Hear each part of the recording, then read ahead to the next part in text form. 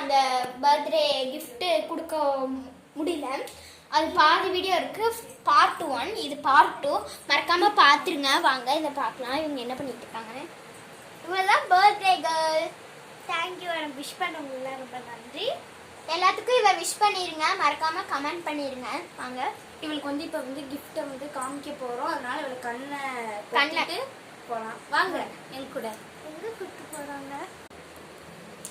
Surprise. Wow. இந்த இதான் photo. காமி எப்படி இருக்குன்னு பார்க்கலாம். இதுதான் அவளோட பர்த்டே.